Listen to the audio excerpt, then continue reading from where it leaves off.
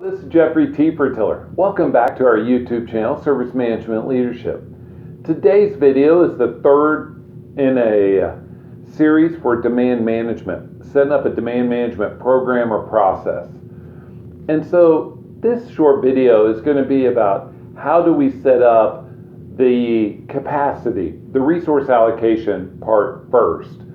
As we discussed in the earlier videos, we need to set up this resource allocation, this capacity piece, so we know what skills we need. Do we need, if we don't have the right skills, can we go get some from contractors? Do we outsource it? What do we do?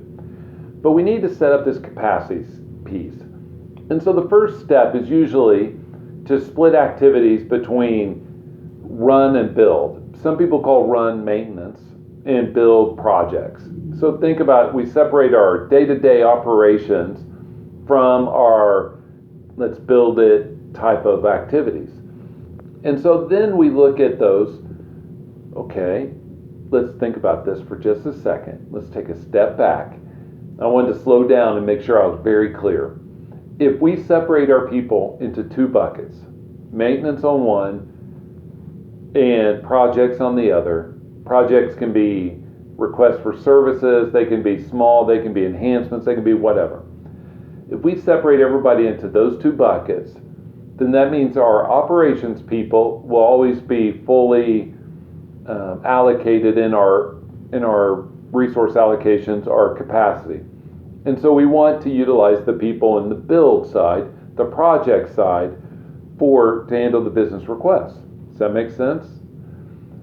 So a lot of times you may have your run or your maintenance people help out on the build side, but we just need to understand what skills are we missing.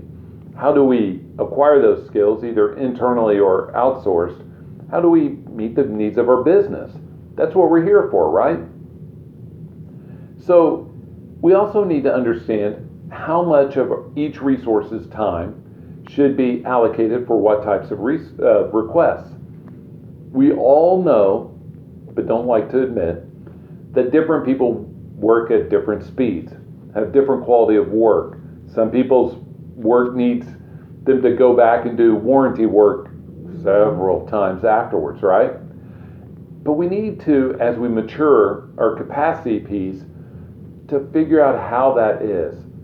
But where this really comes into conflict, and we'll get to it at another video, is setting this expectation of a percent allocated. If you have 40 hours in a week, how many of them are you spending doing project work? How many of them are you how many of these hours are you spending doing maintenance work? And you do that for each person. And so we'll talk about that in the next video. I thank you for joining us on our YouTube channel. Hope you'll like or share this video. Subscribe to our channel. Leave me feedback below. Connect with me on LinkedIn. I'd love all types of feedback. Have a great day. Bye.